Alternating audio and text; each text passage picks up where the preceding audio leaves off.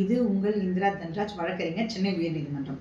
நேத்திக்கு ஒரு சம்பவம் நடந்தது. எம்கேபி நகர் W18 அனைத்து மகளிர் காவல் நிலையத்தில். என்னன்னா, ஒரு பொண்ணோட புகாரை பேஸ் பண்ணி நாங்கள் போயிருந்தோம். இதில் என்ன பிரச்சனைனா, வழக்கறிஞர் நாங்கள் போனது தான் பிரச்சனையாக்கிட்டாங்க போலீஸ். என்ன இஷ்யூன்றது நான் சொல்கிறேன்.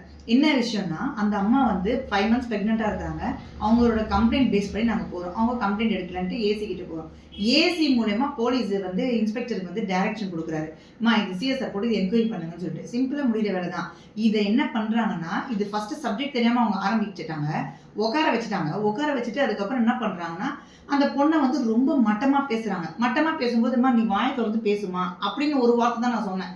இவங்க உடனே இன்ஸ்பெக்டர் என்ன பண்ணுறாங்கன்னா, இன்ஸ்பெக்டர் கவிதான்றவங்க உடனே என்ன சொல்கிறாங்க, அம்மா நீங்க என்ன பேசுறீங்க, நீங்க யாரு, நீங்க எதுக்காக பேசுறீங்க, நீங்க பேசக்கூடாது, வக்கீல்னா நீங்க பேசணுமா, பேசக்கூடாது, வெளியே போங்க அப்படின்னு ஒரு சத்தமாக பேசினாங்க. நான் ஏன் மேடம் பேசக்கூடாது, நான் அவங்களை அசஸ் பண்ணுறதுக்காக தான் மேடம் வந்திருக்கிறேன்னு சொல்லிட்டு நான் சாதாரணமாக உட்காந்துருந்தேன். வெளியே போங்க, வெளியே போறீங்களா இல்லையா அப்படின்னு சொல்லிட்டு கத்துனாங்க. சரி மேடம், இப்போ நீங்கள் இது அந்த பொண்ணுக்கு நிவாரணம் கிடைக்காது, நான் ஏசியே போய் பார்த்துக்கிறேன்னு சொல்லிட்டு கிளம்பி வந்துட்டேன்.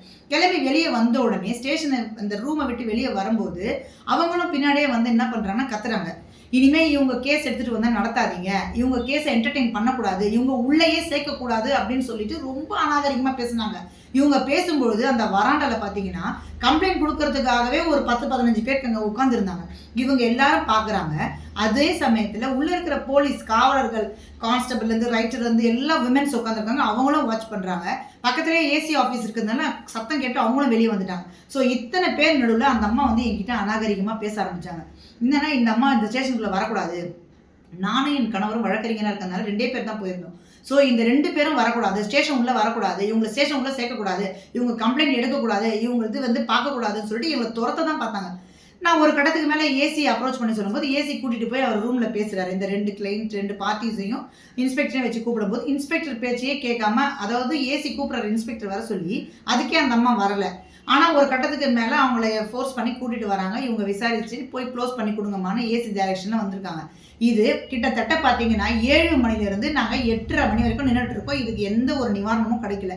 ஒரு கட்டத்துக்கு மேலே ஏசி சொல்லிட்டு போனாருன்னு ஒரே காரணத்துக்காக இந்த 2 பேரையும் உள்ளே உட்கார வச்சுட்டு க்ளோசிங் லெட்டர் எதுவும் கொடுக்கல.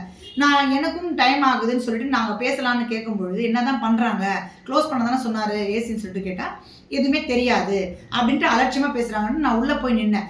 உள்ளே போய் நிற்கும் போது, நீங்கள் உள்ளே வந்தீங்க, எதுக்காக உள்ளே வந்தீங்க, வெளியே போங்க, உங்களுக்கு இங்கே என்ன வேலை, வெளியே போங்க அப்படின்னு என்னை திரும்பவும் துரத்துனாங்க. நான் அதுக்கும் சொன்னேன், மேடம் நான் உங்களுக்காக வரல, உங்ககிட்ட பேச வரல, அவரோட லெட்டர் க்ளோசிங் பண்ணி கொடுக்கறதுக்காக வந்திருக்கிறேன்னு நான் சொன்னேன். அதெல்லாம் கிளம்புங்கன்னு சொல்லிட்டு நேராக போய் பாத்ரூம் கதவு பட்டுன்னு அடித்து சாத்திட்டாங்க.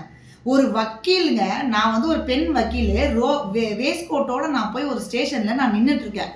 இப்படி இருக்கிற பட்சத்தில் என் மூஞ்சில் அடித்தா மாதிரி ஒரு கதவை அடித்தாங்கன்னா ஒரு காவல் ஆய்வாளர் ஒரு வழக்கறிஞர் மேலே என்னை அவமானப்படுத்தினதான் தான் அர்த்தம். இது பப்ளிக் பார்க்குறாங்க, போலீஸ்காரங்க பார்க்குறாங்க, நின்ன கிளைண்ட் பார்க்குறாங்க, என்னோட கிளைண்ட் நின்று பார்க்குறாங்க, என்னை அவமானப்படுத்திட்டு போகிறாங்க. அதையும் மீறி அவங்க வெளியில் என்னை என்ன சொல்கிறாங்க, இவங்க கேஸ் எடுக்காதீங்க, இவங்களை உள்ளே சேர்க்காதீங்கன்னு சொல்லிட்டு ரொம்ப அட்டராக பேசிட்டு போகிறாங்க. இது அதே மாதிரி என்ன சொல்கிறாங்க, இது என்னோட ஸ்டேஷனு, இங்கே நான் வைக்கிறது தான், நீ ஏசி கிட்ட டிசி கிட்ட கம்ப்ளைண்ட் கொடுத்தா கூட சார்ஜ் ஷீட்னு ஒன்று வரும்போது நான் தான் முடிவெடுப்பேன், என்னோட கண்டென்ட் மட்டும்தான் அங்கே இருக்கும் அப்படின்னு ஆணித்தரமாக பேசுகிறாங்க. இப்படியெல்லாம் பேசும்போது ஒரு காவல் ஆய்வாளர், அதுவும் ஒரு பெண் காவல் ஆய்வாளர், அனைத்து மகளிர் காவல் நிலையத்தில் பெண்களுக்காகவே வைக்கப்பட்ட காவல் நிலையத்தில் அவங்களுக்கு என்ன சொல்யூஷன் கிடைக்கும்னு நினைக்கிறீங்க? அது ஒரு பக்கம் சொல்யூஷன் கிடைக்காத ஒரு பக்கம், ஒரு பெண் வழக்கறிஞருக்கே ஒரு நிவாரணம் கிடைக்கலையே, அங்கே என்னையே தான் அவமானப்படுத்தி வெளியே அனுப்பிச்சாங்க. ஸோ இத்தனையும் நடந்ததுக்கப்புறம் நான் திரும்பவும் ஏசிக்கிட்ட இது சம்மந்தமாக பேசிட்டு நான் இன்னைக்கு பார்த்தீங்கன்னா கமிஷனர் ஆஃப் போலீஸ் வேப்பேரியில் நான் ஒரு கம்ப்ளைண்ட் கொடுத்துருக்கேன். அந்த அம்மா மேலே துறை ரீதியாகவும், அதாவது இன்ஸ்பெக்டர் கவிதா W18 அனைத்து மகளிர் காவல் நிலையத்தில் இருக்கிறவங்க மேலே துறை ரீதியாகவும் சட்ட ரீதியாகவும் நடவடிக்கை எடுக்கணும்னு சொல்லி எனக்கு நான் 16 வருட காலமாக வழக்கறிஞராக பணியாற்றி வருகிறேன். இதில் ஒரு நாளும் ஒருத்தர் மேலேயும் நான் இந்த மாதிரி ஒரு புகார் நான் கொடுத்தது கிடையாது. இது முதல் தடவையாக கொடுத்த கம்ப்ளைண்ட். ஏன்னா இது எல்லா ஸ்டேஷன்ஸ்லையும் வழக்கறிஞர்களுக்கு சில பேருக்கு அவமானங்கள் ஏற்படுகிறது, அசிங்கம் ஏற்படுகிறது.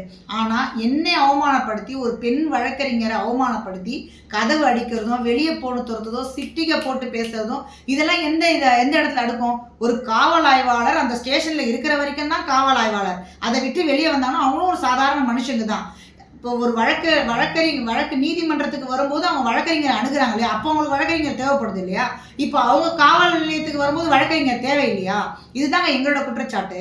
நீங்க வெளியே நில்லுங்க, நான் என்கொயரி பண்ணிக்கிறேன்னு சிம்பிளா சொல்லி தான் முடிஞ்சிருக்கோம். சிட்டிக்க போட்டு பேசுறது, வெளியே போன்னு பேசுறது, நீ யார் இங்க வரத்துக்கு கேட்கறதுக்குன்றதுக்கு ஒரு எப்படி சொல்றது, ஒரு சட்டத்துல அதாவது துறை ரீதியா வேலை செய்யறவங்களுக்கு அழகு கிடையாது.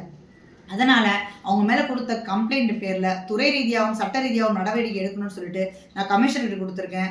அண்ட் ஹியூமன் ரைட்ஸ் நான் கம்ப்ளைண்ட் கொடுத்துருக்கேன். இது வந்து எல்லா வழக்கறிஞர்களுக்கு சார்பாகவும் அந்த அம்மா மேல நான் கண்டனத்தை தெரிவிக்கிறேன். நன்றி.